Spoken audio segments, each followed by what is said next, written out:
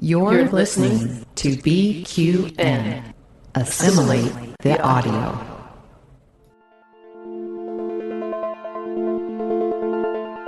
Infinite diversity.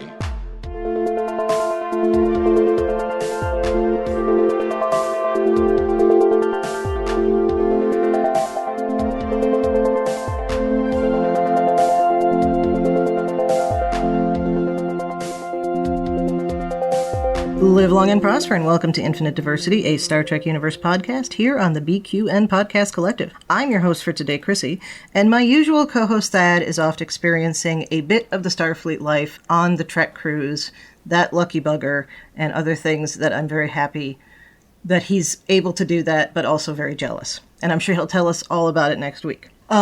But, as has become our tradition, when Thad is away, the De Clerck family takes over, and the De Clerck in-laws, and this is a really funny kind of thing now, because since we last spoke, Nikki and Dom got married. There's one fewer De Clerck. So there's literally no one on this stream who is a De Clerck on their driver's license. So we're going to talk some Picard, but before we jump into this topic for the day, we would like to take a moment to thank our Patreon patrons who make this show possible, particularly our associate producers, Carl Wonders and Justin Oser. Listeners, you can hear your name listed as one of our associate producers for a monthly subscription of just $10 at patreon.com/BQN. And with a monthly Patreon subscription of just $5, you can join our meetings of the Hive Mind on the second Saturday of each month. Watch your Patreon messages for details. All right, so we've got the second episode of the third season of Picard. Initial thoughts and first impressions. Let's start with Dom. I'd wish I was on a Star Trek cruise. Yes. Because it's so cold here. And we're very jealous, Dad. Hope you're having a great time. Oh, geez, and thank I you for letting us take your ask place. how everybody was doing today. That I should have. That's good. We're good. That's okay. Brain fart. All right. Go ahead. Initial thoughts of the episode. It was fun. It was exciting. It played like a movie Trek that we're expecting, or that has been the case for Picard since season 1. I am surprised in my thoughts for the characters, how my initial feelings for them throughout the 3 seasons now are starting to shift, become more nuanced. I was more black and white for a lot of characters, like I did like them or I didn't like them, and initially, I'll use Shaw as an example, I'm like, man, I can't stand that guy.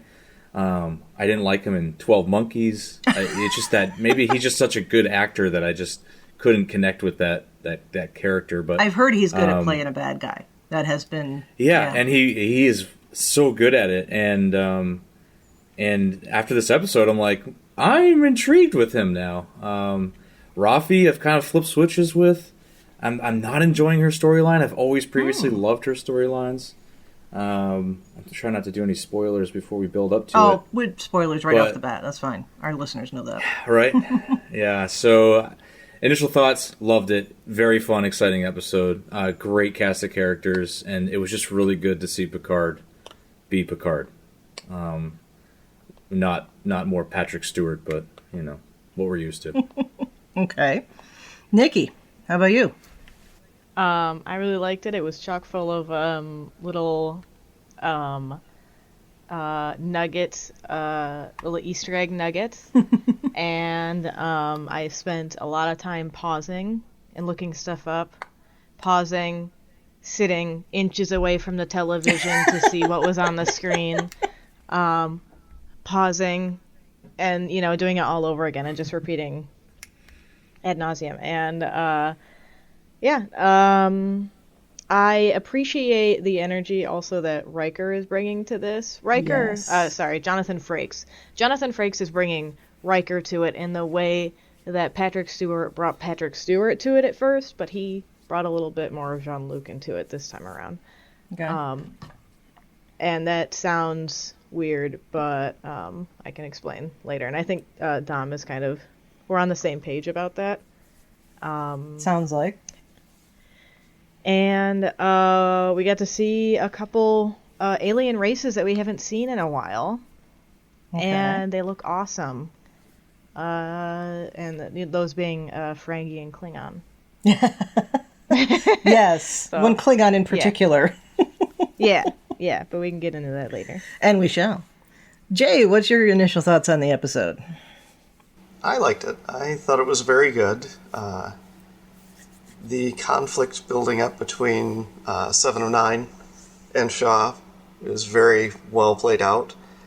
Even though he's kind of discounted her as not being 100% reliable when it comes to Riker and Picard, he does kind of break his character and remembers he's Starfleet instead of just pissed off at the world. And actually does what he's supposed to do. And the connections to the underworld on Party Planet is quite fun. Metalis 4. Metalis 4. Okay, I know, I keep calling it. We call it Dust Planet in our house. Okay. Yeah. Dust Planet, all right. Yeah, there's always things flying around everywhere. Oh, that's true. I guess I'd be breathing that in. I kind of just figured it's that was either like dusty snow. or there's like a big fire nearby or something, but only in that area because it wasn't the case when that Starfleet facility was destroyed, right? Yeah. On the same planet? Yeah. Okay. I think this is like Rave Road or Rave Avenue or something. That's where Raffi's hanging out. And we are only seeing it at night, so that might have something to do with it, too. Yeah, that might have something to do with it. Unless it's perpetually night there, I don't know. But yeah, I thought this was a great episode, too. I have some thoughts on the bombshell that we got about Jack, but we'll get into that later. So I am absolutely loving this season, though, in a way that I didn't immediately love the first two seasons. Like, this is... And I don't want to be one of those people that says, oh, this is a return to real Trek, because all Trek is real Trek. But, yeah, but it is a... maybe it's just a matter of this is what I'm used to. And so that's what I'm liking about it. But we'll see. Right, so we start out on the Elios, which we find out is part of Mariposa, which I thought was pretty cool. When did we find that out? He says it in passing when he's talking to the Fenris Rangers. Okay, Yeah, okay, good catch, catch. Ah, okay. Which, of course, that is a carryover of the organization that was created by Teresa Ramirez and Cristobal Rios that we find out at the end of last season. So that's really cool that we have this. It's like a 25th century Doctors Without Borders, but it actually goes back to 21st century Earth, which is pretty cool. So we start out with Jack doing some negotiating. What did you guys think of that little scene? I do love the idea that Romulan ale is a cure for life in general. I think that's a pretty good line. Yeah. That scene especially just reminded me of I don't know, Starfleet officers kind of ad-libbing their way through an uncomfortable situation that they know what they're doing is for the better. And I know he's not in Starfleet, but but he was raised by a Starfleet officer. Just talking their way out of a situation. And you know what? It's really hard when I hear his voice not to also think of Bashir, because doctor with an English accent. Yeah, I don't know where that's coming from, but also just like on the fly trying to a young kid trying to talk himself out of a situation. That's also very Bashir. Yeah, he's out on the frontier. He's gonna do some frontier medicine. Yeah. Although I think Jack probably has a little more tact, but that's another thing entirely. Dom, Jay, what do you guys think about how we open on the Elios and Jack's situation? Well, I thought it was pretty interesting that, again, he has these connections to kind of the dark side of what is happening around these systems. because he knows the Fenris Rangers, he knows what's happening on these planets, and Jack not only has the Romulan ale, he also has weapons to give to the Fenris Rangers, knowing that would be the thing that could bribe them. But then Jack not quite understanding, perhaps, some of the things he's getting into, because as soon as they, take the weapons out and he leaves the bay, the lead Fenris Rangers are already turning him in to, to the next one around. He thought he was in the clear. And so it's like, all right, we'll take what you have, and you could drop the medicine off, but you're on the hook now. Yeah, they tell the marked woman, who I have to assume is Vatic. Yeah. Where was Beverly during that flashback too? I'm curious about that, because that first scene occurred 2 weeks prior to present time, right? And Beverly was nowhere to be found in that scene. We find out that they're partners, half. So maybe he deals with the negotiations she was and off the doing something bribing, else.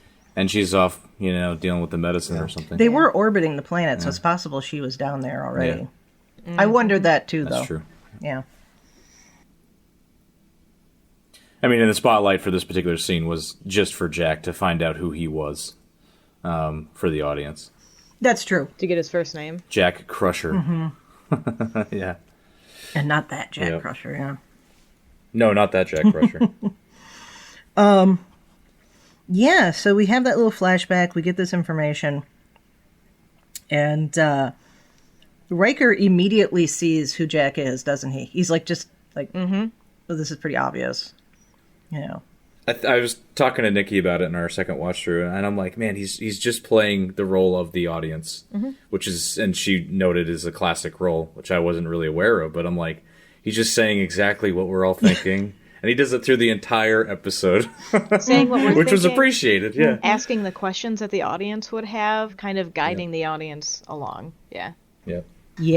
I think, too, it's a matter of Riker actually having his own children and seeing what the characteristics are from his own perspective and where they're picking up from Troy. And Riker was usually pretty good at picking up on people's characteristics and their attitudes in a lot of the episodes. And I think to a degree he was like, come on, John, wake up to what reality is. This is your kid. And whether you want to admit it or not, or have a relationship or not, you've got to get the ball rolling so we can know what is going on with him. Yeah. I was... The first time I watched it, I felt like Picard was so wrapped up in everything else that was going on, he didn't realize who Jack was until later, because then when he asks, who's your father? And he says, I never had a father. And, and then you figure he realizes. But now I think from the get-go he knows who he is on my later watches, and that it was just he was waiting for that confirmation, which there's a lot going on there, because how old would you say he is? Maybe mid-20s? I mean, I guess that's the oldest he could be. He's definitely older than 20. Well, and we know that Beverly's been gone for 20. Right? 420. Give or take. Would you, 420. Just the Blaze and Bev. Blaze and Bev. Very nice. Yes. Okay. Yeah. Sorry. Anyways. That was they beautiful. haven't been in contact for 20 years. And the last time they would have been in contact that we witnessed would be the events of Nemesis? The end of Nemesis, yeah. Okay. Yep. Which is 79, I think. And the year is... Right now, it's 2401. And we did get that confirmed. There was some discussion in the last couple of weeks as to when exactly we were. And somebody from the production staff confirmed it was 2401. Because that 250 years of Frontier Day is a commemoration of the launch of the Enterprise NX-01. So... Yeah. Yeah. Yeah. Okay. So if they were busy the final day of Nemesis, if they got distracted while mourning Data's death, Today, well, at this point, he'd be 22 years old. Okay. And that's assuming... Which is believable. Yeah, I mean, that works. The actor obviously is playing younger than he is, but... yeah. And that's assuming she wasn't pregnant early on during Nemesis. Prior to that. Which could certainly be retconned to a point, so... Yeah. All right, well, we'll come back to Jack and the family relationship. I'm sure that's going to be a good chunk of what we're talking about here. So let's actually jump over to Metalis Prime. What did you think about using the Romulans as a scapegoat for this destruction of a Federation? Well, I guess it's an Academy outpost, but Easily believable. It's like that comfort thing, right? In recent events, we're seeing comfort news like, oh, they're shooting down the balloons or whatever it might be. It's easily believable. Sure, blame it on the Romulans. I like your connection. Blame it on immigrants, blame it on foreigners. Yeah. Mm-hmm. Blame it on the other. There you go. Yeah. No, I like your connection, and that makes me think that the balloons actually are aliens, because we know it wasn't Romulans. Yeah, who knows? But yeah, I mean, it's like an easy scapegoat, right? For anyone to believe within the Federation to say, oh, it was the Romulans again, sure. Especially after Season 1, the events of Season 1. Yeah. Right. Yeah. Well, and prior, it's like when if something blows up in the States, automatically it's like, oh, it's terrorists. You know, insert group, whatever the group of the day is there. But did you think that was legit at first? Absolutely I not. did not, no. No. I think the whole season, and even in the teaser trailer that we got before the season started, their whole goal, it seems, is to throw us for loops. Yeah. And I'm quickly realizing that that's not the case. You know, whatever we thought was going to happen, it's all about face when it actually premieres. So, for better or worse. Yeah, for better or worse. Yeah. Yeah. Okay. Worf's a pacifist. Not after this episode. That was interesting, wasn't it? Yeah. He said he prefers pacifism in the quote. Yeah. So, you know. Yeah. Yeah. That's fair. Yeah. Raffi actually called... So that investigation was terminated. Right. So the handler says, Worf, now we know at this point. And she actually does call it portal tech. So, have we seen, like, portal tech? Whenever I hear that, I can't help but think of Portal, the game. Yes, you and everyone else, yeah. But, like where... Have we seen portal tech before? The Iconians are the first thing that come to mind. Oh, okay. But, you know, that's talking centuries upon centuries. We never did get a good date on the Iconians. But we have seen, they have used them. I remember there was an episode of DS9 where the Jem'Hadar had found an Iconian portal. Oh, I always forget about that. What episode was that? I have to look. I know exactly the one you're talking about, remember. but I can't think of the title, because it was kind of the first time the Jem'Hadar and Klingons ran into each other, and the Jem'Hadar commander They picked that up in the books, too. Yeah, the Jem'Hadar commander was mad that Sisko didn't kill Worf for getting in the fight after the Jem'Hadar commander killed his subordinate. And then the Iconians were also brought up in Discovery. Yes. Yeah. Yeah, I suppose you So could they're call just like you could call the Gateway, the Guardian of Forever, a portal, but that's a kind of different thing. Yeah. I was just curious if we'd seen it anywhere else. Like, is there reason to believe that this is connected to another group?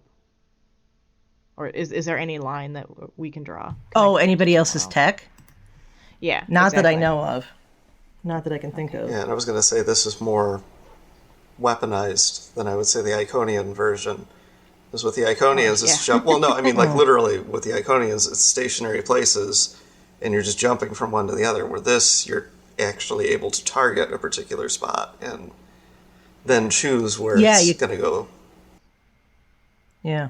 We know this wasn't Federation tech. It was just held in the Federation. Do they say that, because it was at Daystrom, did they say that it wasn't developed at Daystrom? I don't recall. That's why it's curious to know where they got it, Daystrom. Maybe we'll find out. Well, Right. considering everything that happened with the Dominion War and all the different Federation ships that disappear and reappear in different quadrants, and maybe they picked up something and just started to develop it in secret, or they're keeping it under lock and key so that nobody else can get it. Yeah. Because the Romulans had that Borg cube that they were ripping apart to figure out how they could work that technology. There was Not a very good lock and key. no. a It's not. long time that people at Daystrom couldn't play with cybernetics, so maybe they put their minds toward other things. Oh man, you know what that makes me think of is Jadzia's ex-wife, not Jadzia's ex-wife, but the one that was working on the Yeah. wormhole tech, and the first one, the person who The one from created Rejoined. the first artificial wormhole. Okay. Yeah. Yeah, I haven't seen that in a while. I'd forgotten that was what she was doing. If only. Although that does bring up a good point. We certainly do know of a group that has portal technology that might be movable, which is the Prophets. Or the wormhole aliens. The wormhole aliens. Yeah. Ugh. I don't know why they would be going around in a ship that looks like the Narada and using it in that way, but I would say that's a portal type technology. Do we have any indication that it was the Shrike that performed that? I don't Okay. think it could have been, Good question. because that was hunting Helios down. Helios. So it's entirely possible that there's two pieces of technology like that had been lifted. That's a point. I hadn't thought about it. I just assumed it was Shrike, but yeah. Yeah, we saw We what don't they were doing. technically know. Yeah. We don't technically know what... I mean, when the ensign listed off all the weapons on the Shrike, he said one of unknown technology. That's not the one they used to throw the ship. That was just some type of reverse Tractor beam, yeah. tractor Yes. beam. But the unknown technology, that's still out there. We're totally unaware of that. Not to get off that planet we were on. No, sorry, the show's always all over the place. So, the investigation is terminated. Just to bring it back to Metalis, the portal tech. To Metalis, thank you. And Rafi's handler is showing all the information that he's got on Toluco, and then he pulls up details on Sneed. And this was one of the spots where I paused and sat inches away from the screen because some of Sneed's known associates include now this is before we meet Jay, Rafi's ex-husband. Yeah. But Jay of Earth is listed there. And at first I was Jay like, of Earth. there's a Is that the last name? Jay, Yeah, that's all it says. there's a J on the in the first couple seasons, I think, of Next Generation, officer on the Enterprise D. Yes, that's the Yeah, but Tracy it's Lee not that Coco one. character who just always, was randomly around through the whole Yes, series. yes. I think she shows up starting in season 2 or 3, and then goes on from there. Yeah, I don't Unfortunately, think that's a relation. it's not her. Yeah. But also, Laurel, an associate of Morn who showed up in Who Mourns for Morn. Ah, yes. And The one in the hot tub. Yeah. the we all one remember. in Morn's bed. Hot tub bed. And then Brunt and Quark Well, obviously. Front FCA. and Thadian Okona are listed as associates of Sneed. So outrageous Okona, and I just thought that was really cool. Like, he's been working with other folks, and part of me's curious, like, just because we know Worf's attitude toward Quark, did Worf just throw Quark in there? Like, I bet they're connected somehow. There's got to be a connection. And Morn and Brunt, because, and Okana, Yeah. for that matter. I doubt he has a good opinion of Okana. That Likely is not. Yeah. interesting. I did not stop to look at that, and I should have. I'm glad you did. But that's credit to Dom because he's the one who saw Brunt on the screen. all right. Well, there we go. I saw Quark. It's so Quark. easy to see Quark. Yeah. Yeah. Anyway, but yeah. No, it's an unusual shape on a name, but Yeah. what was I going to say? Oh, right, because Okana's in Prodigy. So that's an interesting little touch. If that's just supposed to be a nod, or if we probably won't see Okana, but very interesting. Where are we? Right. Oh, right. So she calls up her ex-husband. What a coincidence that her ex-husband is on this planet. Yes, very convenient. That was a little much for me. It was. Me too. Also, just the way they interact. Now, I recently married. Never hoped to have an ex-husband, so I'm not sure exactly how I would interact with one in the first place. But that just their whole interaction just seemed disingenuous to me. And I know disingenuous in that it just felt like the acting wasn't very good. That's it. It felt kind of forced. Yes. And the audience is trying to figure out like, who is this person? Oh, they're an artist, and they're maybe also a bartender. And then they bring up Gabe, and we haven't really heard about Gabe. Right. I don't know if Gabe's name was mentioned in the last season. Not in the last season, but first season we do see him. Yeah, in the first and his season. Wife. Yeah. It just seems very convenient to pull that up again now. You guys did not read. Oh shoot! What's the name of it was the first novel that came out as a prequel piece to Picard, and I'm having a brain fart here to bring it up. But a good chunk of that was the story of Raffi and Jay. Oh, Last Best Hope. That's the one that we see a lot of him in. He might have been mentioned in passing in Second Self. I don't recall, but he didn't have a place in it. So this really was like, they were expecting that people had read Last Best Hope, I feel like, with this. Yeah. And not cool. Which I don't think that's appropriate. No, that should never be an assumption that's made for this type of thing. I mean, I guess going into it, you understand, okay, that's her ex-husband. He's angry at her for what are really obvious reasons. Sure. But yeah, I feel like I understood immediately what was going on from the context of the book, which is in the book that you read some of the arguments they have over the fact that she's gone off into conspiracy world, as he talks about here. And at no point does he acknowledge that she was right the first time around. Mm-hmm. So. Mm-hmm. Yeah. This is really where it started to turn around for Raffi and me. Really? Okay. Which I mentioned earlier. I mean, it was just like, I'm just not invested anymore. Like, I don't really care. And the ultimatum, we don't know the backstory as non-readers. We don't know right. How to feel.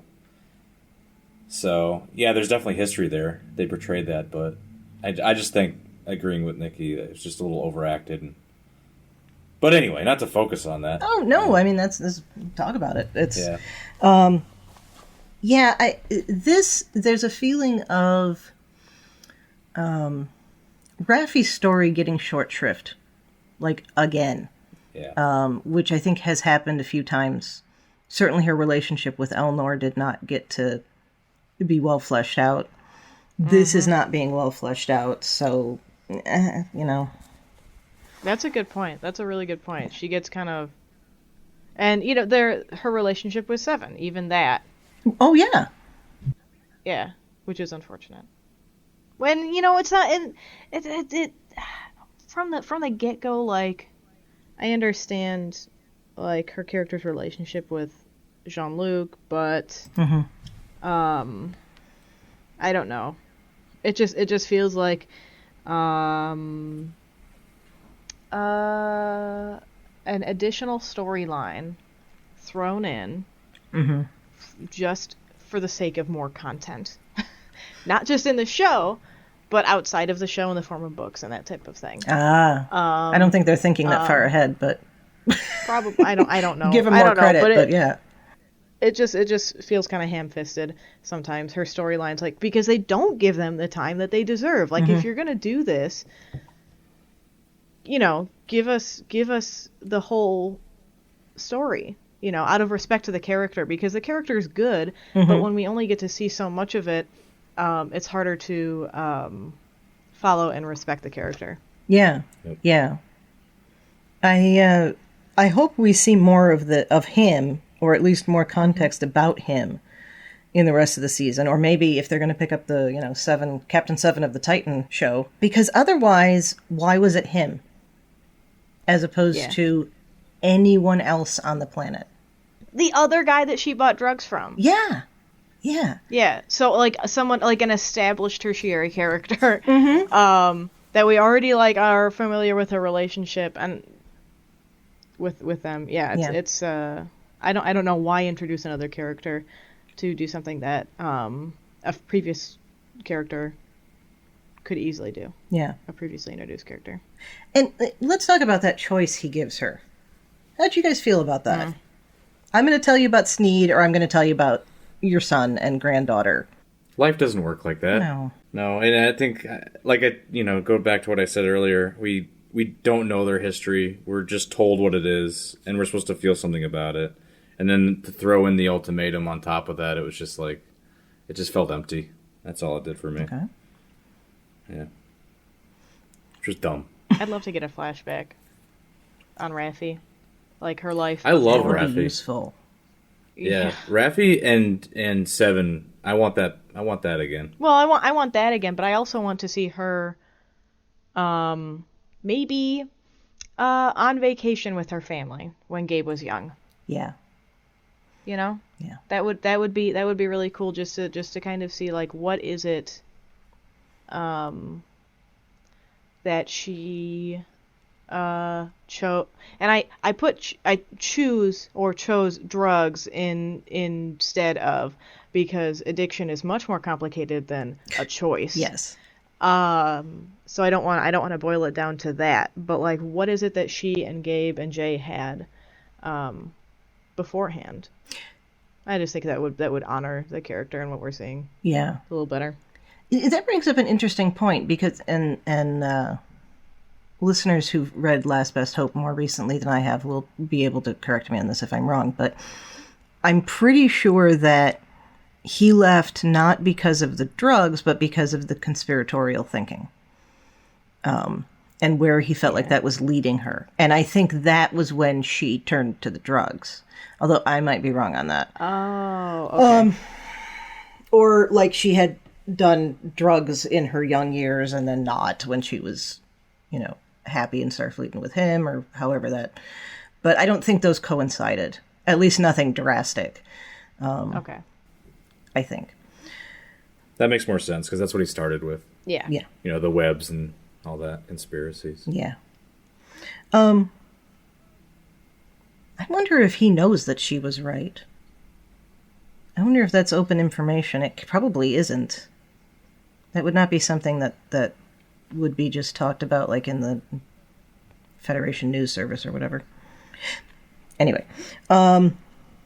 Yeah. So I hope we see in the future something that gives us a reason that this was him and not rando person or the other drug dealer, other than him giving her this ultimatum, which, Mm-hmm. All right. It could have easily been like, give me money. If it was a drug dealer, like, give me more money and I will tell you. Yeah. Or I will get you in with Sneed or something like that. Yeah. Or she could just bribe the guard. The guard let her in really easily, didn't he? Well, she's got business. Right? Yeah. Well, if she tries to make a joke and it was like, well, I got, And even the character, even Raffi looks a little surprised at how well that worked, which is funny. I feel like he's just got somebody back there that's like, all right, she says she has business with Sneed, and I've got 5 people behind me who can take care of it if she doesn't, who are bored because nothing's been going on today or something. Jay, you started to say something. Well, I was going to say that she's probably looking for somebody who's slightly more reliable than the drug dealer. The drug dealer is to do it. Yeah. So, and her ex-husband, regardless of what they may think of each other at the moment, they did have a kid together. There is still some level of trust, and she is still reaching out, trying to get back some of that life. She wants a relationship with the son and the granddaughter. And the ex-husband, I can understand why he is cautious about that, because it not only did her actions in the past hurt him, it hurt their son, and there's a potential that it's going to hurt their granddaughter. So I could see why he's incredibly protective about it, and by giving that ultimatum, he's making her decide, is Starfleet or my round of conspiracy theories more important than actually trying to reconnect a normal establishment relationship with my family?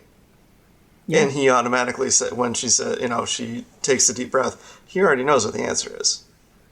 And the thing is, he knew before he asked the question. Yeah. Well, and that's the thing. She did not, in the first season, go to her ex-husband to talk to her son to try to see her granddaughter. She went completely around him. And then the son and daughter-in-law said, no, we don't want you near because you just confuse the granddaughter. It just makes it harder for us to try to explain who you are. And that was before. Yeah. Because she was pregnant. She showed up at the doctor's office, But they did. They told her, get out. Yeah. And so there's already this established pattern to it. And she knows her ex-husband is into some shady shit, pardon my French. And so is she. And so this is a way that they could just be like, all right, this is the last thing we're going to do for each other. And then just don't go near the kid anymore. And again, like the idea of going with a drug dealer, when the Orion, is crushing her hand and telling her, how much more of this are you going to take? Where do you get all this money from? He's already suspicious. So she needed somebody who actually did have connections with all of them. And since Sneed is at, kind of near his bar or goes to his bar very often, they, even if they don't deal in the same traffic, so to speak, they're in the same neighborhood. They have contacts that are mutual. So I can definitely see why she would go to him.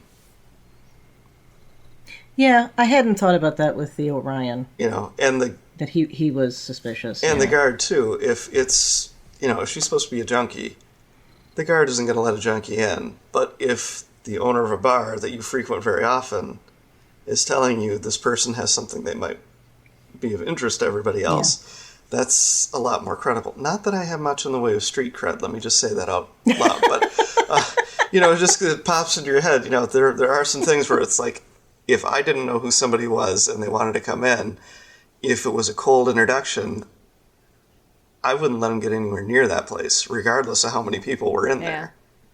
Right.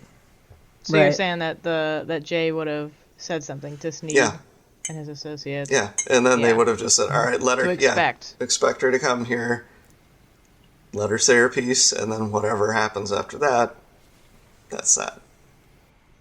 Sneed did act like he didn't know who she was when it became pretty obvious that he knew exactly who she was when he brought up Jay's first wife. Right? So that was an interesting way for him to play it. I didn't know how to... Yeah. Well, he's trying to unnerve her by presenting the information that you don't think this person is going to have, and have that as your opening conversation piece.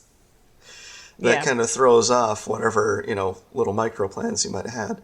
That's trying to establish a level of control. That's an interrogation tactic. The conversation. That is an interrogation tactic. If I remember my graduate advisor. His father was in the United States Army Air Corps in World War II.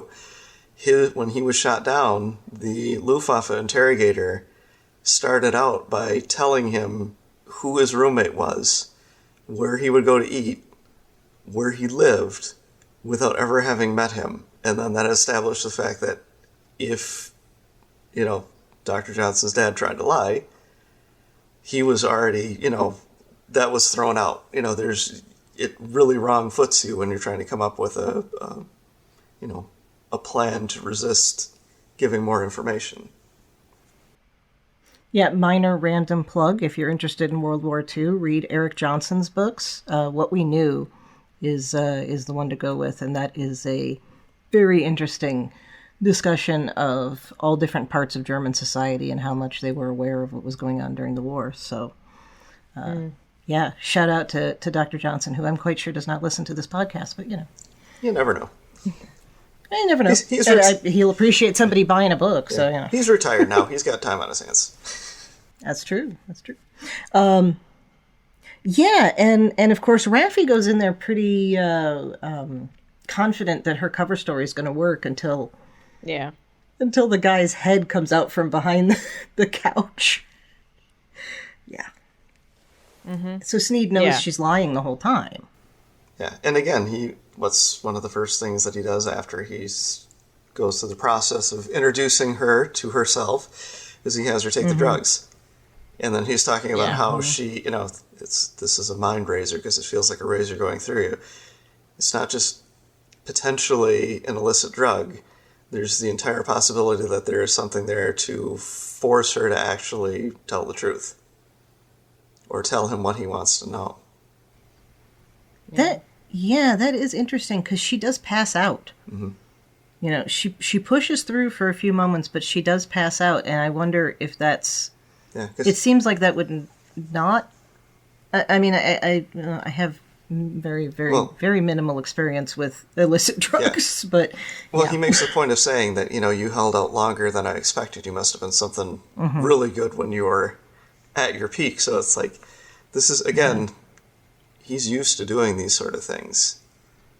So this is not anything unusual for him. And he's, and entirely possible, he could have gotten rid of Raffi, get rid of her ex-husband, and then all of his trail is gone. Or at least, all the association would be gone. Mm-hmm. At least right in the immediate vicinity. I hadn't thought about that he was just, How good did he look, though? Oh, yeah. Yeah.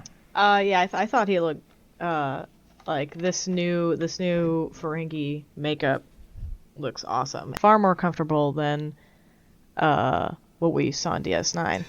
Yeah, it looked a lot more natural. I really liked that a lot. A lot more natural. Yeah. Also, he had furs on. Yes. And we haven't seen Ferengi wear furs since we first saw them in Next Generation. Last Outpost. I think we've seen fur in a few places, like randomly, like some of have fur in their clothing, but not like in Last Outpost, no. Mm-mm. And then he cracks open a Sluggo Cola for her. Mm-hmm. And, we don't know for sure, but it's a green... It could have been a Mountain Dew. You know what's funny? He did say he loved human things, surrounding himself. Human, he should have said, but he didn't. He should have opened a root beer for her. It would have been such a nice little At least callback. offered, would you like a root beer or a Sluggo Cola? Can I interest you in a root beer or a Sluggo Cola? That would have been beautiful. He also had a Sluggo Cola sign behind him, as if it's like the Coca-Cola of Ferengi culture. Like, people have just, it's the slimiest cola in the galaxy. And one thing, and I guess knowing now what we didn't know on the first watch through, and assuming that Sneed was aware she was coming and even baiting her to get her out of the way. I just thought it was funny that he was so impressed with the little, and they were probably drugs, but the little green gems. Oh yeah, the Zelda Legend of Zelda rupees. Yeah. And all it made me think of was Move Along Home when the Wadi? What are the name? When the Wadi offer the sticks, the Clonpeaks. I don't remember that. I think that's what they're called. And then Korka's like, I got enough sticks. And then just empties out a bag of what appears to be just rocks that you could get from Rainforest Cafe. And he's like, ooh, yeah. Yeah, and it just felt very similar, baiting a Ferengi with colored rocks. But, yeah, anyways. They like shiny things. Yeah, they do. They really do. And as far as his shelf was concerned, there was a baseball on it. I wasn't able to figure out the signature on it. Oh, that's right. We talked about that, and I forgot to look on my second watch. Listeners, let us know. And there is a yes. If you can pause like at just the right frame and figure out what signature is on there, I'd love to know. Rawlings. Oh yeah, Rawlings. And then he did have one of the just a gold Ferengi bust statue on the shelf too that you can see in one of the scenes, and I'm not sure if that's like Nagus or the I don't know, the dude that they worship. They worship the divine treasury. I don't know if there's some statue. There's some something that Quark puts a little bit of latinum into and prays to at one point later in DS9, and I can't remember what it is. But anyways, it was just what you're talking about. That's probably the Nagus. It's probably whichever Nagus is. It's probably just a Nagus, yeah. Yeah. God willing, it's Rom. Okay. Oh, so I was just looking about the baseball thing. The couple of review articles that I just pulled up real quick, they mention that there's a baseball there, but they don't say anything about it. So okay. I mean, there is a signature on there. Have to be anything particularly special. It's just still the connection. Well, you mentioned, I think last we spoke about it, that it could have been Quark just selling baseballs. Dom mentioned that this last watch through too, just Quark recognizing an opportunity to sell baseballs with Sisko's name on them. Yeah. I could totally see him doing that, just selling them in his bar. You know? In the embassy, as it is at the end. Or pawning them off as a game played ball from the Niners. Oh, yes. Yeah. And especially to Bajorans. This is the emissaries game. Right. I wonder if baseball became a thing on Bajor because of that. I wonder if it got imported into Bajoran culture or something. I never thought about that.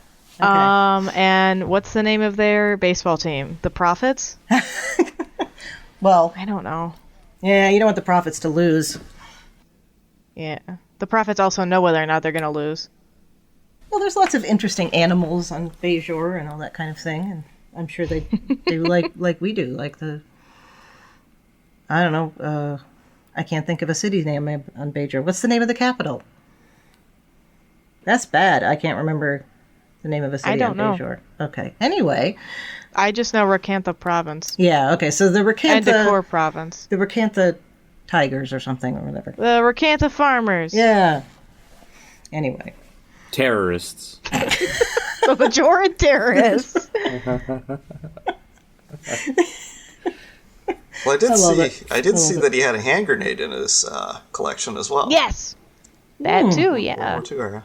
I missed that. Yeah, that was cool. It was just above to the right of the grenade, or above the baseball. It was fragmentation grenade. One of those round ones. Yeah. So maybe he's, I feel like that means he's got a G.I. Joe back there too. You never know. Something. Right? That'd be funny. I did think it was interesting that he asked her to prove she's not Starfleet by taking drugs. Because, no one in Starfleet has ever taken drugs, right? And there's no functioning alcoholics or addicts in Starfleet ever. No. But never again, has been. if he knows who she is, that's the thing. And it's already a, modified drug in order to get her. Yeah, because we've seen people taking it, in the street, and presumably, it could have been a different dose that they were taking. Oh, yeah. Yeah. If I can backtrack, and Chris, you said something interesting, no alcoholics. I'm curious, our main villain right now, Vadic, she mentions to Shaw he had a troubled, I don't know the exact quote, but that he's still functioning. Yes. And I don't know if you were planning on touching on that. I hadn't, but we certainly can. It's a great that conversation. Segue. Yeah. I'm curious that's what I said initially when we were doing our introductions. Now I'm really intrigued with Shaw. Mm-hmm. He has a history that they touched on, and it obviously affected him in that scene. You could tell he was affected by that comment. Somebody knows that I have a history. And I'm curious about his history, actually, with Starfleet, because I don't know if this is his first command, but, I mean, where was he 30 years ago? You know, and what was 30 years ago? The Dominion War. A little bit before that. Wolf 359? Wolf 359. Oh, Wolf, yeah. And maybe that's why he has such an issue with Seven. Yeah. And in the same vein. And Picard. Yeah. Right. Yeah. Right. I have seen a lot of people talking on Twitter about there being a Borg connection, a Wolf 359 connection here, which I like. I hope that's the case, because we have not seen enough of what the repercussions were for Picard, just like in day-to-day life. Like, you don't think about it when you're watching Next Gen, but if you go back later, particularly after you see what happens with Sisko on DS9, right? Mm-hmm. The Enterprise was the flagship, but it was also captained by somebody who, not of his own accord, but somebody who killed thousands of people from Starfleet. Who betrayed the Federation. Yeah, and so I have to wonder if people were like, "No, I'm not serving on the Enterprise. I won't serve under him." There had to have been.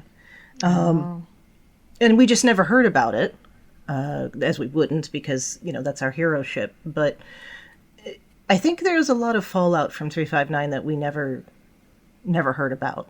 And there were a lot of starships that were destroyed, and a lot of people lost a lot.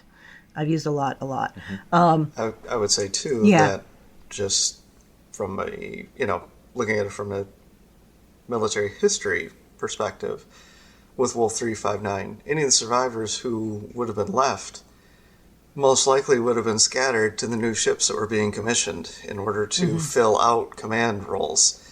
Because you had Shelby's task force. Yeah, you had so many of those captains and first officers and chief engineers and just the lower ranks being killed. You would have to spread them out in order to give these new ships that are coming online after 359 a chance to actually have experience. And you would be, you know, if you think of it in terms of PTSD, you've now spread that across the entire fleet. Mm-hmm. That's chilling. You know, and even if you don't necessarily blame 100% Picard himself, he was still there. And when they had the chance, and even like Riker and all the command crew on the Enterprise, when they had the chance to blow the cube up before he was fully assimilated and had actually given the Borg the plan for what they were doing with the saucer, or not the saucer, but the deflector dish, they could have ended that threat before it even got to 359. If they hadn't tried. Well, they tried. Yeah. Well, if they hadn't wasted the time trying to rescue him. I see what if you're they saying. had killed, Okay. if they had blown the cube up before it actually had a chance to assimilate him, it wouldn't have had all that tactical information. I can see where people would think that. We know as viewers that they couldn't, but I can definitely see where, if you're at Wolf 359 and you're asking, the Enterprise has been following this thing, why haven't they destroyed it? You know? Yeah, I can see that, yeah. Go ahead. Thinking about the fallout from Wolf 359, there's one other instance in Voyager where we see it, with they encounter the Omega particle. Yes. And that's where we learn that everything that Picard knew, Yes. the Hive was now aware of. And so Seven, as a result, was also aware of that. So the amount of effort that's, like, I'm not sure how long it took Starfleet to realize that, and how much effort they had to put into changing everything that Picard had any idea about. Like, it's not as if Picard's password was stolen. His brain was stolen. All of the passwords. So and all of everyone they else's. have to change all of the passwords. They have to put multi-factor authentication on everything. And yeah, so that's just and I'm curious if that might crop up, because that would put the entire Federation at risk. That's interesting. I hadn't thought about that in that context, and in the context of Seven now being in Starfleet. Mm-hmm. So she has all of that. Ostensibly, she has all of that information. I've never been super clear on how much she knows that the Borg know, because I feel like once she was out of the collective, like the normal process of human memory functioning would kick in and she'd forget things, but maybe not. You know, her entire brain could be nanoprobed to the point of having a completely eidetic and forever remembering memory, which would kind of be terrible in a lot of ways. But yeah, I hadn't thought of that way. Anyway, so I think he is going to turn out to have either been at Wolf 359 or been greatly affected by Wolf 359. But back to what Jay was saying, that I think we may have talked before on the show. I think we have talked about, not on the show, but the idea that Wolf 359 wiped out so much of Starfleet's upper echelons in terms of like command crews, not admirals and such, but the command crews. And so then you are spreading out the lower deckers who maybe wouldn't have been promoted so quickly for lack of having anybody else to do it. And then just about the time they would have been figuring out what they were doing, the Dominion War comes in. Because that's 6 years later? 6, 7 years at most? And then you have the exact same thing happen again. Because there's a lot of Starfleet ships that, get destroyed, a lot of command, crews that get killed from that. Yeah, that's interesting. Yeah, and, even though they always ostensibly say that Starfleet is exploratory and they don't have warships, they do have to assume that they're going to eventually run into something that is going to be hostile to them. And so to go through, major losses like that, don't get me wrong, the Borg was an existential threat to the Federation, but it was always on the horizon. When the Dominion was actually in the Alpha Quadrant with the Cardassians, that was in your face constantly, and that was a threat they were not used to. The idea that you had shape changers who were blowing up peace summits and, member worlds of the Federation being conquered and their populations being exterminated. I mean, there's a lot of stuff in that in the last few decades for the Federation where they really potentially were not prepared for that to go through. And again, you're looking at the crews like, all right, Jean-Luc and his Enterprise D, they had the glory days of exploration. They were able to do all these, first contacts relatively peacefully. And then you have years of, is the Federation going to survive? And all of these, and you're seeing, like, even with the Enterprise, it's the flagship of the fleet. None of its command crew ever leaves. That's a hell of a lot of experience that's not actually going anywhere else that could actually benefit from it. Yes, yeah, that's a really good point. Which brings us back to Best of Both Worlds and Admiral Hansen, say you got to kick Riker in the butt and get him over to the Melbourne.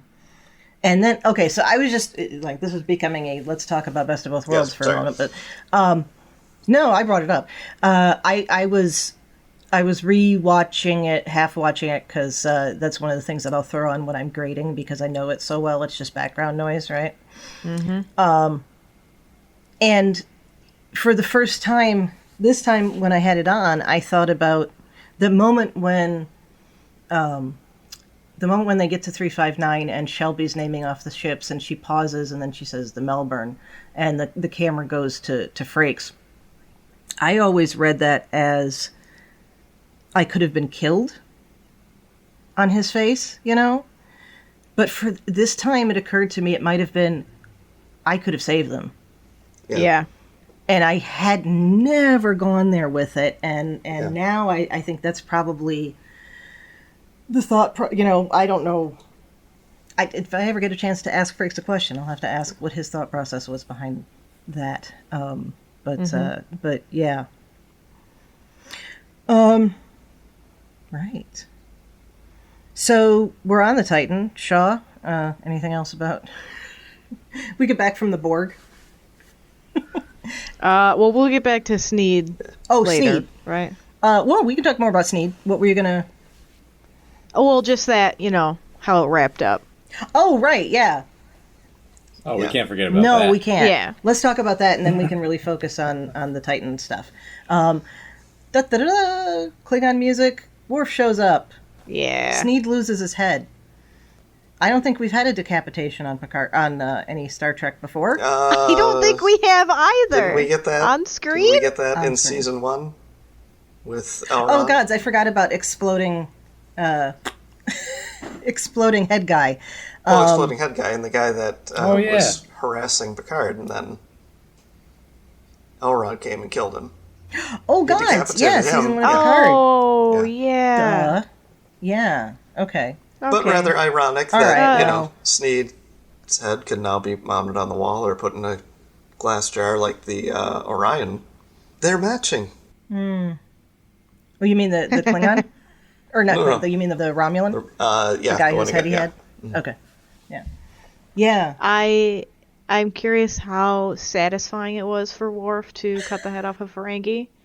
He had to be waiting. I mean, I guess I don't know exactly what he's been up to, but I bet he was probably waiting a long time to do that. Yeah, he's like, this is Quark in my head. It's fine. Yeah. I wonder how Sneed's family felt about that, if they got all the pieces to have him dried and sold. Yeah. Yeah. I mean, because that's a sizable investment. That's basically their form of life insurance. Is they get to sell the remains. Capitalism. That's fantastic. Yeah. Yeah. Yeah, I love Yeah, it. and man, Worf's makeup looks really good. Again, it looks way more comfortable. How they've had him age, I think it's kind of interesting that I mean, we've seen old Klingons. We have. And he looks, I don't know, it could just be because Michael Dorn is very thin too, and we're, I am more used to like Worf being like a bulky menace, like just and I don't know, but he's very, even in his face, like very thin. So I don't know. I'm thinking back to Kern and Kor and Koloth. Yes, I'm sorry. Yeah, not his brother. Well, we saw him, but he wasn't old. Yeah. We get Picard, who is obviously up there in age, and his voice is just so raspy, and he just doesn't sound the same. But when Worf spoke, it was Worf, and I was like, yes, it sounds like Worf, and it just felt so good. And that was just another thing that really brought out that scene for me, because it was like everyone else is just, there's so many changes. Worf's got white hair, but he still sounds like Worf, and it's just amazing. And he still sounds just as exasperated with someone who didn't listen to him. Yeah, right. I heard the way he talked to Raffi was the same way that he talked to Jadzia when he was super exasperated with her. And Odo. Why didn't you listen to me? And Alexander. Yes. Oh, jeez. Oh, yeah. I would say we have only heard him say one sentence. So, if you've heard him in interviews, he does not sound the way he did. So I'm sure he's not going to sound exactly, but I do know what you mean. I do know what you mean. Maybe it was just his inflection, how he said it. Oh, certainly. It was just very... I told you not to engage, yes. Right, yeah. Yep. So Worf to the rescue. Sneed loses his head. I heard some people, or I read some people talking about how they didn't care for it because it was a bit more violent than they care to see on Trek, and I do get that. But, I don't know, he's Klingon, you know? Right? Yeah. Yeah. like, I don't know. I get where that's coming from, because, like, I mean, Nikki, you and I, we always joke that we were, you know, raised in such a way that nothing was ever shielded from us, and so we have no concept of what is and isn't appropriate for children. For better or worse. Yeah, for better or worse on that. But, so, like, I see that stuff, and I'm just like, yeah, that's Trek. And then other people will be like, well, yeah, but I can't watch that with my 10-year-old. And my first response is, why? Why not? And then I'm like, not? oh, yeah, because there was a decapitation. So, yeah, I completely understand, or at least I'm sympathetic to where people are coming from with that. Yeah. Yeah, so. It certainly used to be more PG violence, right? The more dramatic. It was, yeah. Action scenes. And now it's very, I mean, they caught up. They're doing much more violent things. Yeah. For older viewers, though, like, I'm curious, was Worf that violent? Obviously, he knows things that we don't know. He knows things that Raffi does not know. Yeah. Was the investigation actually closed by Starfleet? Doubtful. Was she likely reassigned to something else? I don't think the investigation was truly closed. I think that it just got moved to maybe Worf ended up taking it over because it was too dangerous. He understood the danger, so he came in, guns blazing. Batless swinging, whatever the name of the new weapon is. I can't remember what it was. Who designed by the same guy that designed the Batleth and I think the Mechleth. Cool. Yeah, so maybe he's aware of something and that's why he came in like that. Yeah.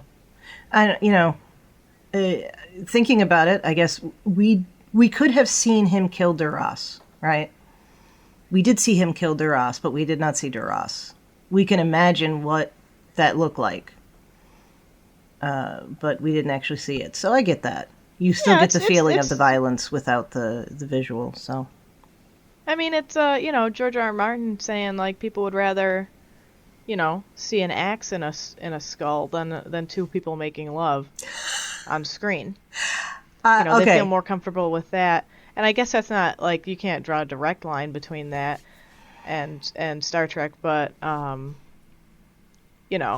guess like one's imagination can do the work there. Yeah, and is often worse we saw on the screen than what you're saying. Yeah, I don't know about George R. R. Martin saying that.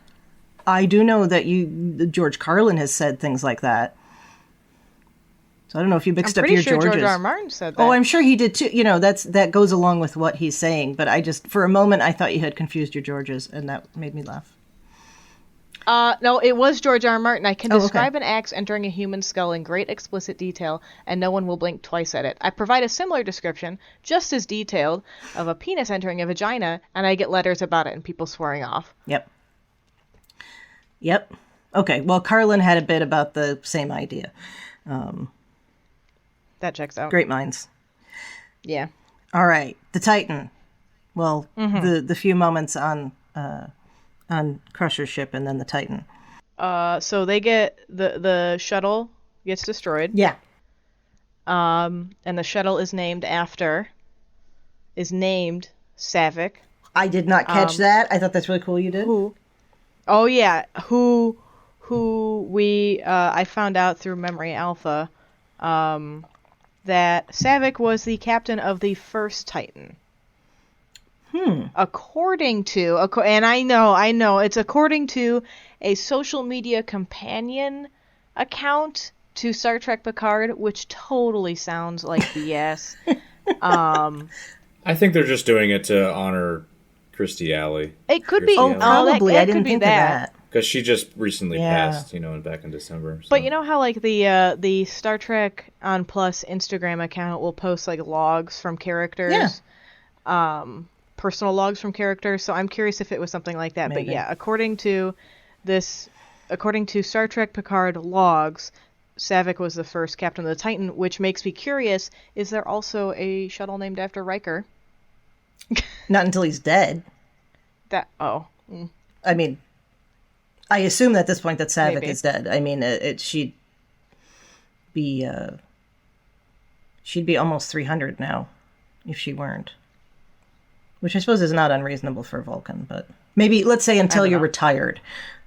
As opposed to, there you go. Until you're retired. He's not retired yet. No, he's not. But yeah.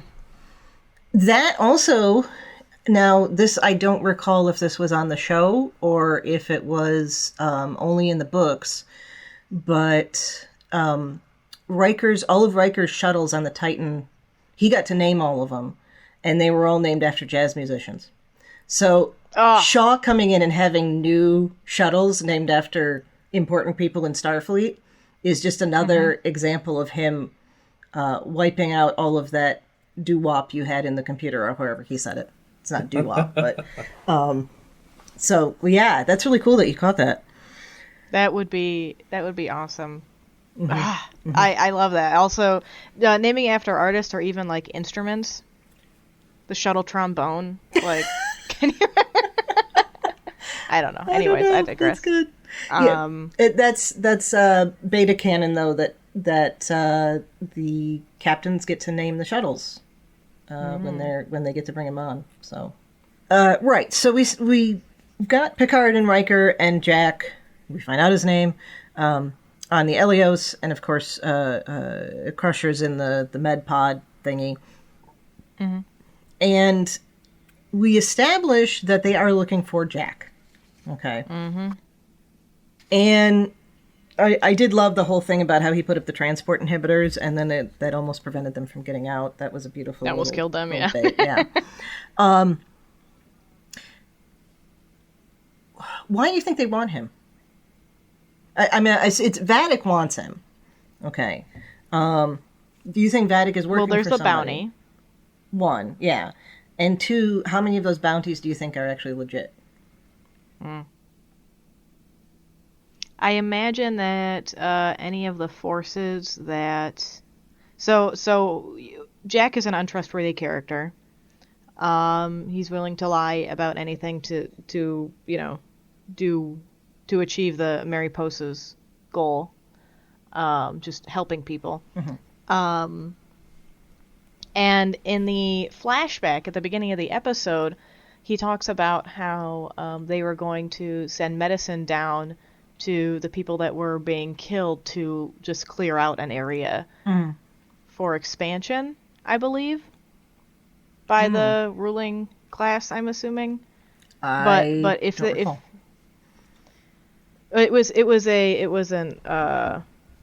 the disease at least was something that was spread by... Oh, yes, the disease was spread to wipe the people out so that another group could take the territory, yes. Right, so I can imagine that the people that created that disease, they put a lot of effort into that, and for a doctor to come in, or a pair of doctors to come in and, like, ruin all of their progress, that would, they might put a bounty on somebody's head for that. You're preventing us from giving them smallpox blankets. What are you doing? Yes. Basically. Yes. Yeah. Yeah. So I can imagine that the bounty is probably legit, but probably not for the reason that we saw in the flashback. Okay. There might be more bounties out there. Okay. For other reasons. So you think it's just money? On Vadic's part? She doesn't seem to need money. No. She's got plenty of power. So there's definitely something else going on there. And, I mean, well, who knows? Yeah. Well, we also know from the trailer that somewhere in this is lore. Yes. And Moriarty. Moriarty, yeah. So, I have a feeling that they're likely behind it somewhere, and we're just being led to believe that that's not the case, like Dom was talking about, but it's going to be flipped on its head. Yeah. Or maybe I want to get flipped on my head, and that's not the case. I don't know. So, do we think that they're trying to use Jack to get to Picard then? A la Jason Vigo, as we were talking about before we started recording. It's all Damon Bach behind everything. That would be interesting. Just that Ferengi. Oh, that would be interesting. Sneed's uncle. Yeah, really. He finally finds Picard's son, like real son. Yeah. I mean, they could be after his DNA. Oh, maybe a Shinzon type thing. Can they even get his DNA now? Because he's synthetic? Oh, no. I suppose not. Yeah. He wouldn't have the same. Ooh, interesting. Yeah, and like I don't know if we know if Asun is involved in some way. I've seen, we've seen Lore in the trailer, and I think it might be Lore dressed up in like civilian clothing on the like key art. Yeah. But or that could be another Soon. Yeah. Soon. Yeah. Well, Alton's still around as far as we know. So he could be. Who? Alton, the one from season 1. Wasn't that Alton? Or probably. I lose track. I thought you meant Alton Brown. Yeah, Alton Brown is going to get on the Titan, and he's going to cook something for them with science, and it's going to be awesome. Alton Brown's still around. Yeah, he is. That's true. Yeah, so we don't know, if he was working at Daystrom, or well, he probably wouldn't have been working at Daystrom because he wouldn't have been. We've been thinking here. I haven't had you guys on. I think have we talked about all the Soongs are clones thing? Mm-hmm. Oh, we did. Okay, then I'll maybe not on record like as we've been recording, but we've talked about it in the in life, like outside of which is one of those things that just makes so much more sense. Mm-hmm. Oh yeah, and like, why didn't we think of this before? Mm-hmm. Mm-hmm. All right. Well, the listeners are sick of hearing me talk about that, so we'll skip that. Right. Okay. So. We get the Shrike shows up. I love how Riker wants to use a tractor beam to push off. Okay. Do you guys remember where we first saw that concept? No. The Naked Now. Wesley and his little toy tractor beam. And then Riker ended up... Wesley and I believe Riker ended up using that to push the ship that had infected them with the drunk disease away from them, because they were going to they were going to get pulled into the star or something like that. It's been a while since I've seen that, but so it's a Wesley connection. Awesome. And then that is kind of what we see the Shrike do with the Elios. Yeah, I put in my notes.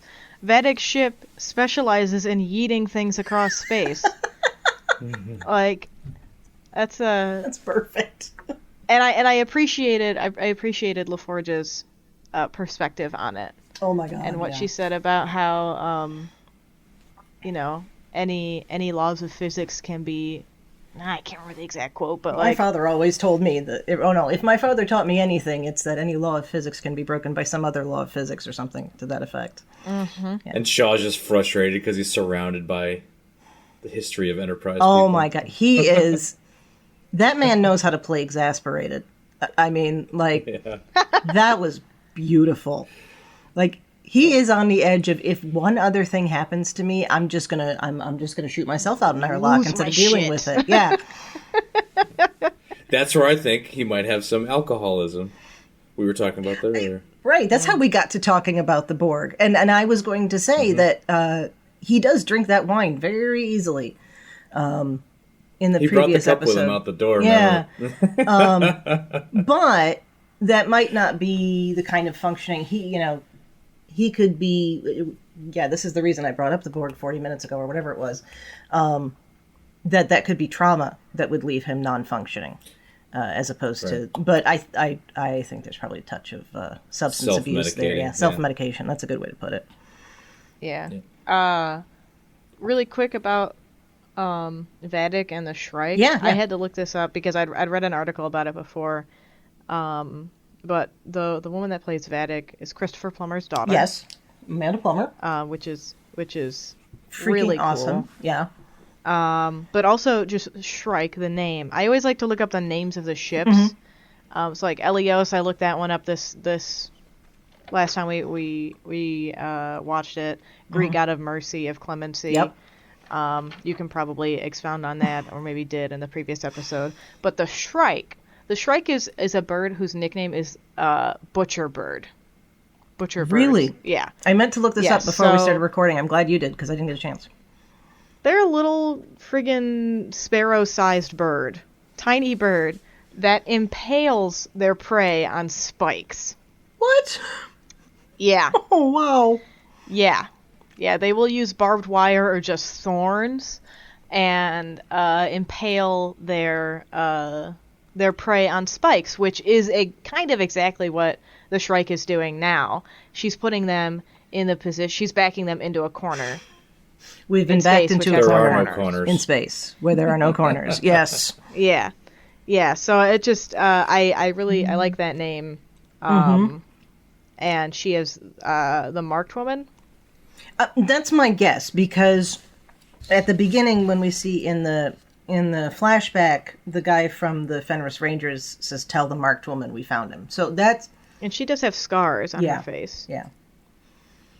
So I'm guessing there. That makes sense, but it might not be the case. Yeah. In a way that I don't know if I like yet, she really reminds me of Heath Ledger's Joker. Ooh, interesting. Just in that she has nothing to lose. This is all a game for her. And that could just be, her position of power, knowing that she's in that position of power. But just, the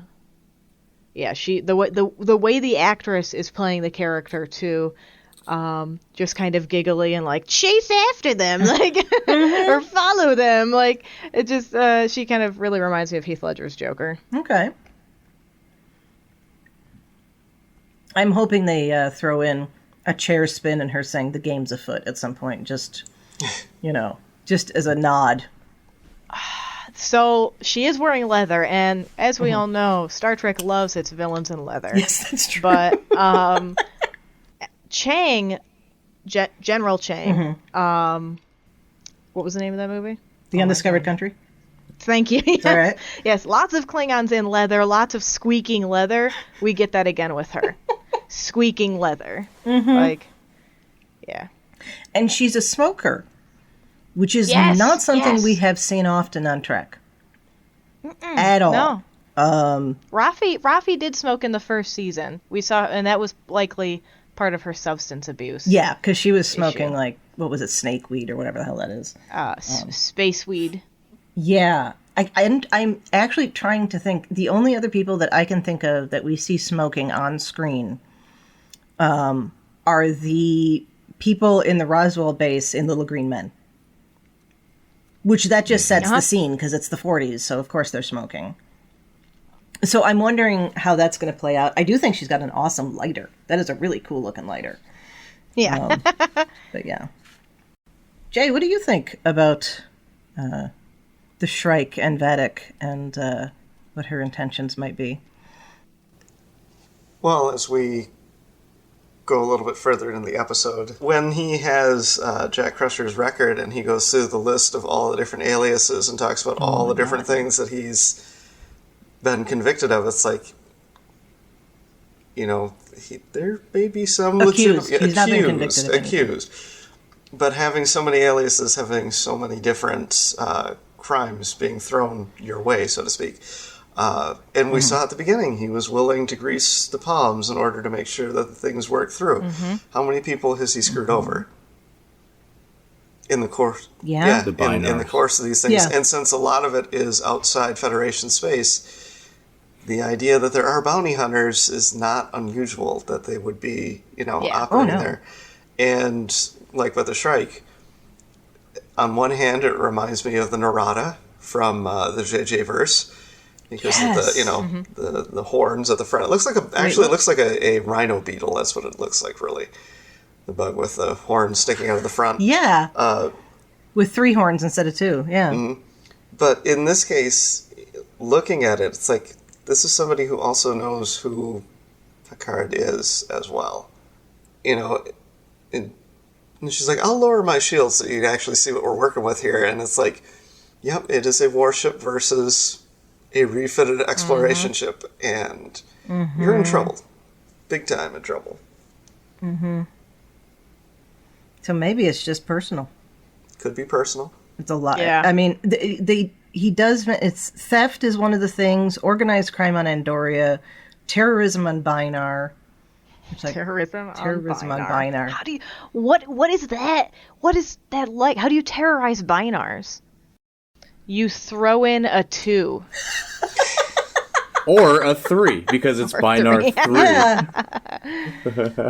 No. All I did was just add a number. That's all I did. Yeah. But I thought that was hilarious.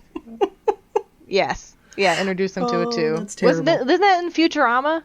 Like, Bender has a nightmare, and it's like all 1s and 0s, and then he saw a 2. No, but I don't remember that, but I love it if that's very cool. Yeah. Yeah, and he was helping freedom fighters, and there was something else I don't remember, but and it was all about perspective, like right, he was wanted for murder Picard, somewhere for somebody that the guy who goes into a dormant stage. So Yeah. the guy wasn't actually dead. Yeah. Yeah, and Picard was like, well, that's a war zone, and he's like, no, it's a rebellion, and like immediately I think about the Cardassians and Bajorans. Yep. Or at that time Bajora, and it's all about perspective. So the Cardassians and Bajoran were terrorists, that type of thing. Yeah. But yeah. So I think and that's around when we find out that Jack is willing to sacrifice himself for his mother, As one would expect of a child that she raised. Yeah. And that if Jean-Luc had the opportunity to be there too. Yeah.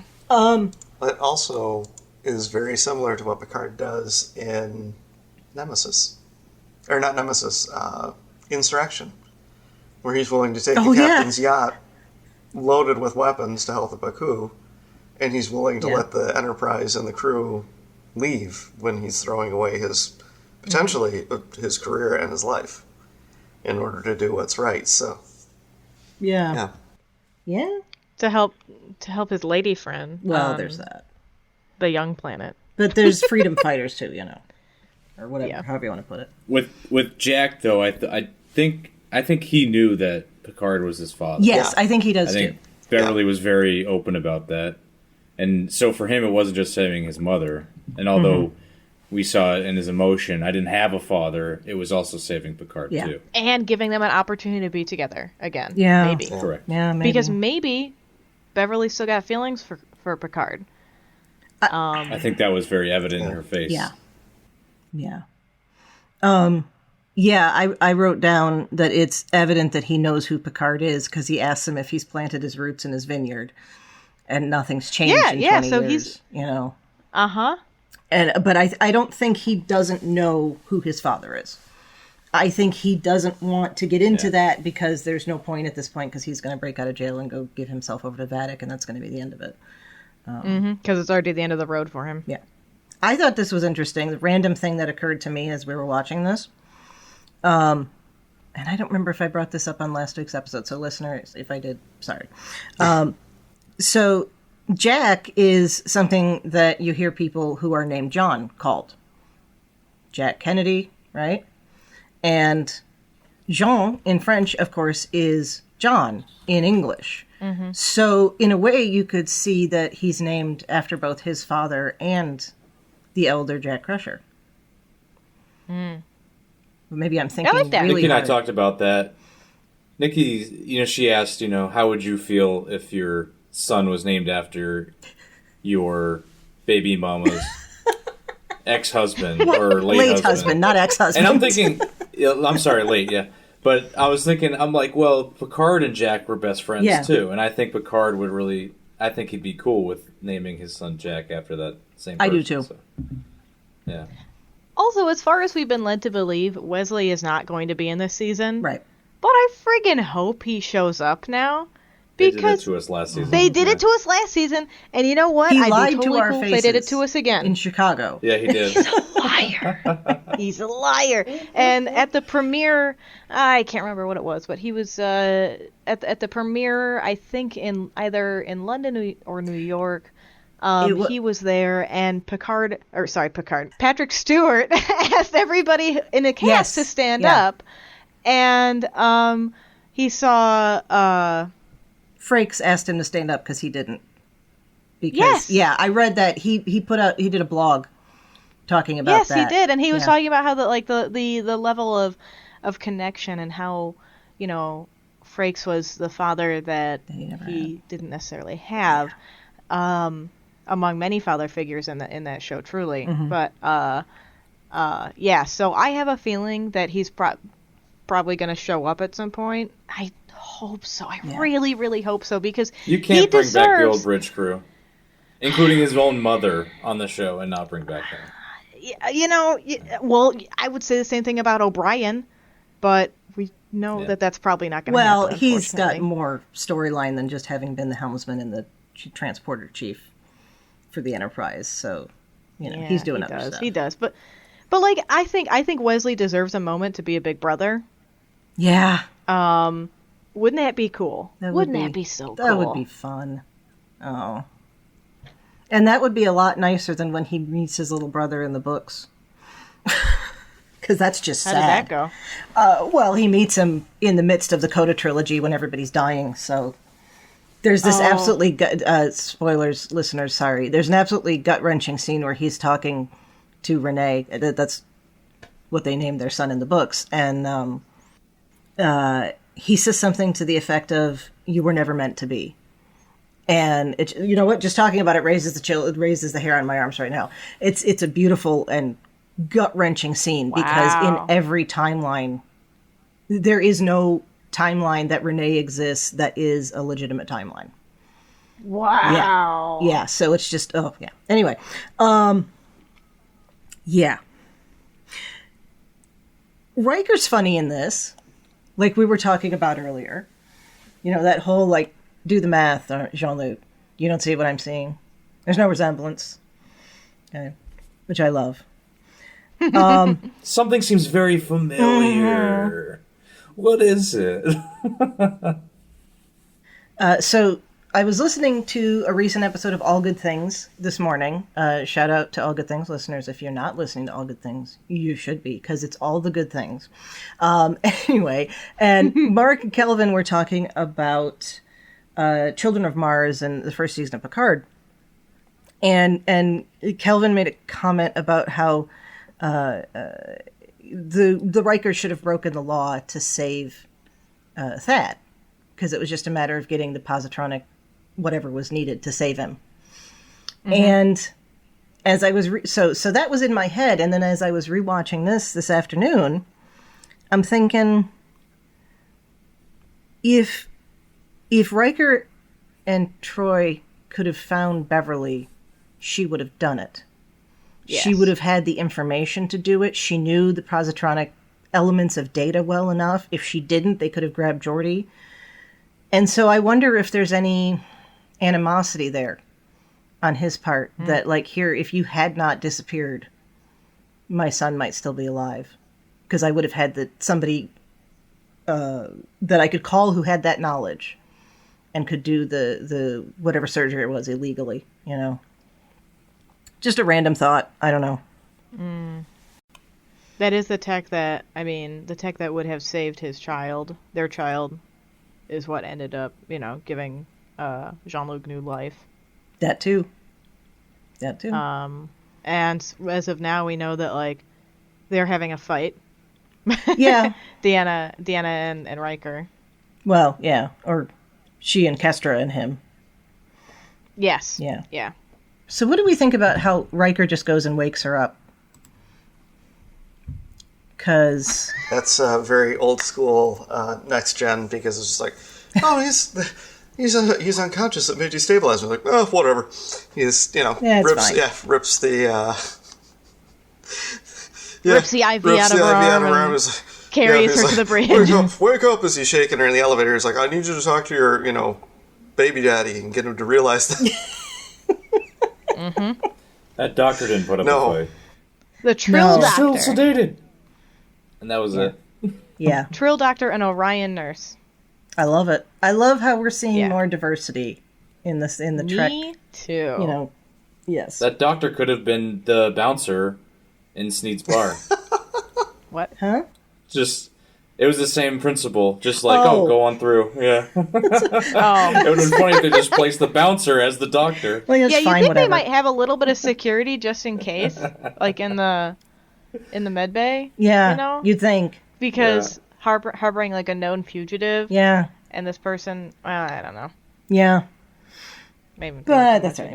I think Riker can pull rank on almost everybody on the ship, and yeah, I don't know. Yeah, the doctor was not didn't really want to stop that, which was weird. She was like, "Sure, go for it. Fine, whatever."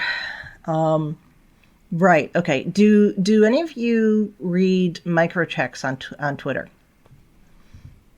By Shelf Nerds? Okay. This is, if you listeners, you guys, and then listeners, definitely follow at Shelf Nerds on Twitter, because he does this thing called Microtreks. And he did this beautiful little scene of after he wakes her up. And I'm just going to read it real quick because it's literally like 20 lines here. So it's the Microtreks, and Riker whispers, Beverly. Beverly's eyes open. Jack? We brought you both aboard the Titan, Riker says. Beverly bolts up, wavers, lays back down, clutching her side. I said no Starfleet. You know Jean-Luc, Riker says, helping Beverly sit up. Great at giving orders, bad at taking them. Beverly presses her hand onto Riker's shoulder, grinning. Thank you, Will. Of course, Riker says. Where is... Beverly says. Riker, I'm going to cut to the chase. We're in trouble, and Jean-Luc isn't fully committed to the reality of the situation. Riker's brow raises as he looks intently at Beverly. She nods. Let's go. He helps her up, and they head for the corridor. So it's just this beautiful little, exactly what you think could have happened in that moment. So, and he does a lot of stuff like that. It's a good Twitter account to follow. I wish we could get more scenes like that, but they're probably...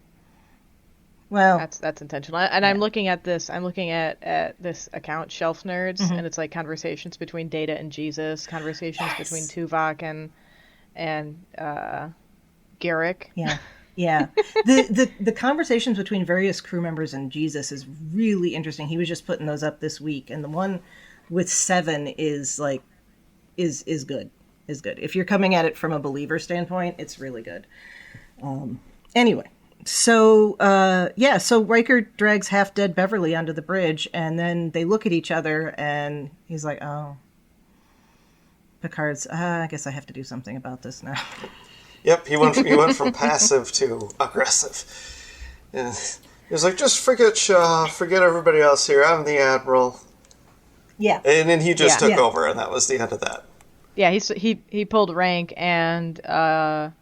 he started using a different voice. It was kind of like he flipped from Patrick Stewart to Picard a little bit.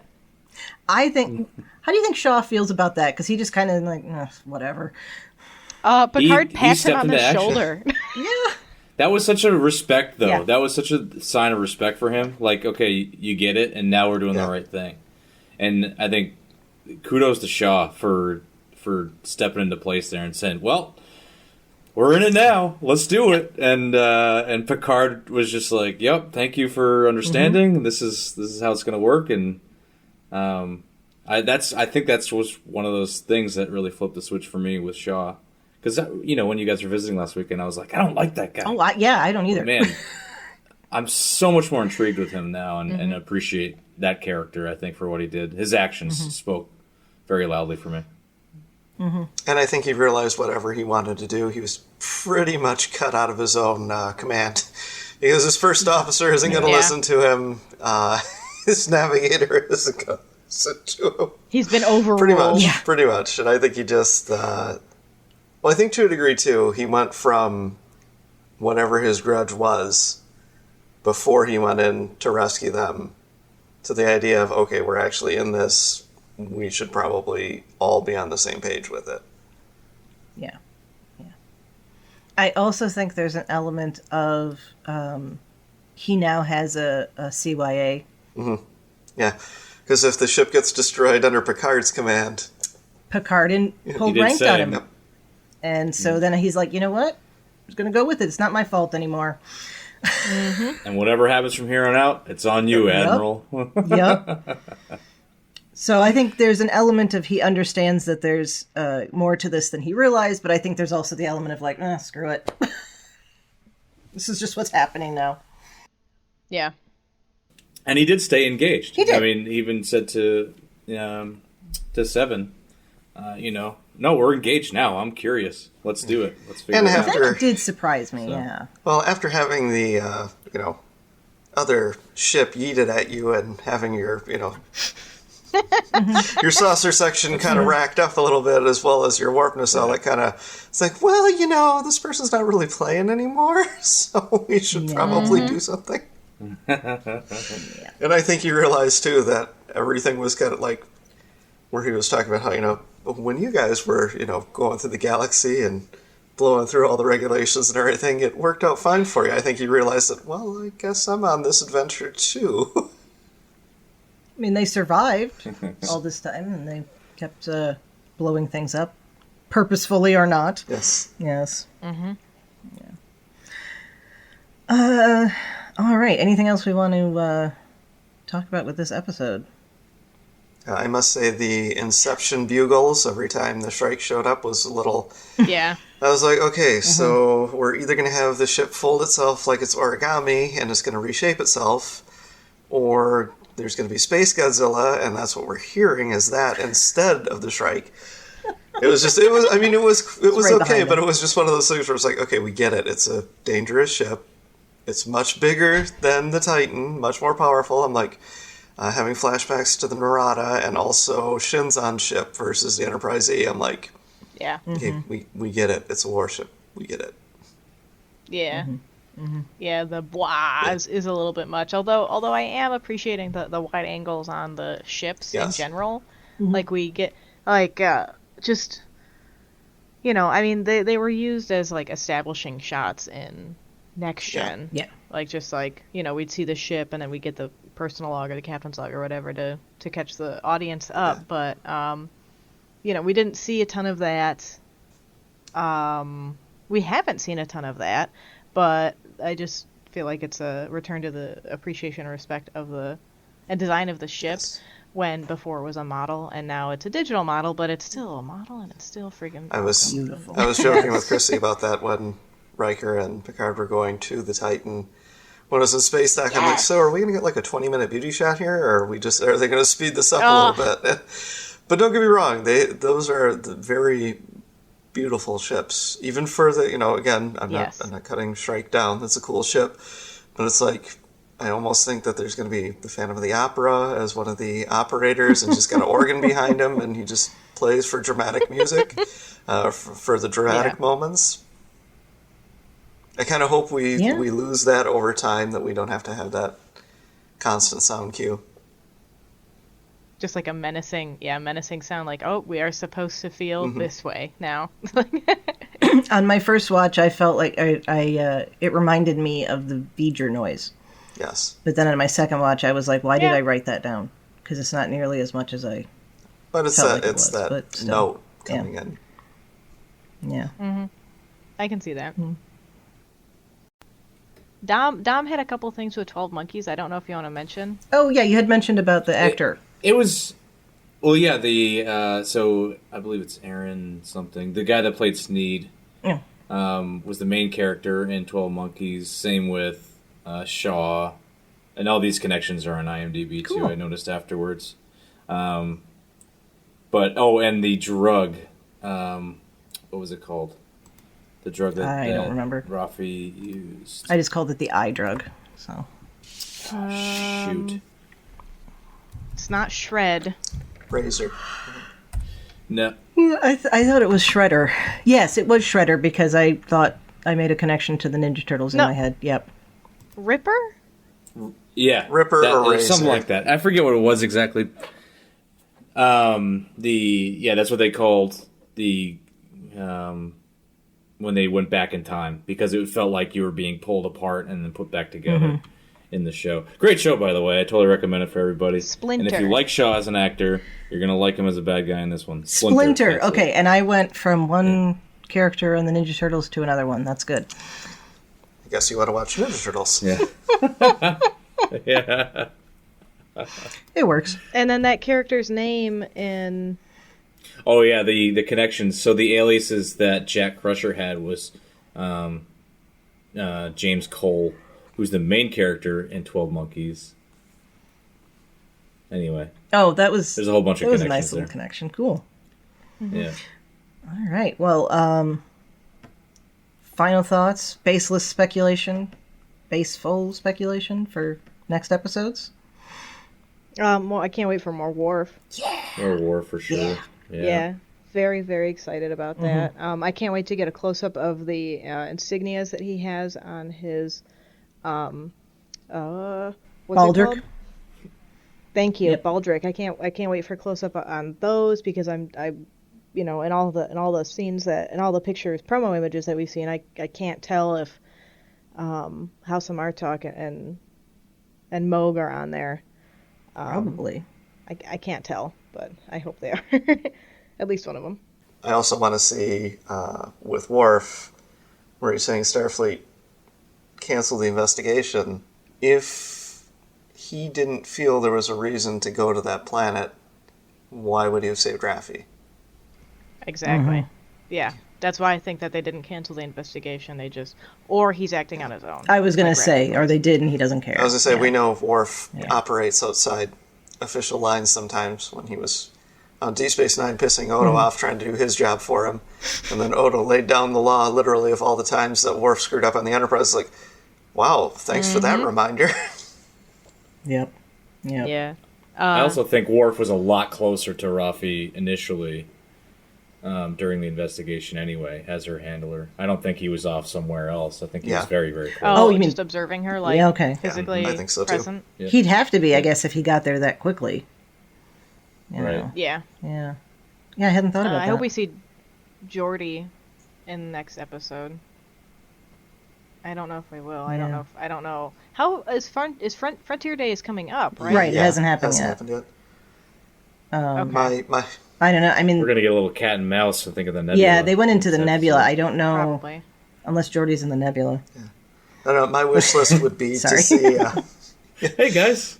My wish list in the episodes would be to see, just O'Brien and LaForge hanging out somewhere talking about ship schematics, and then being like, "Oh, you guys showed up. What do you want us to fix?" Yeah.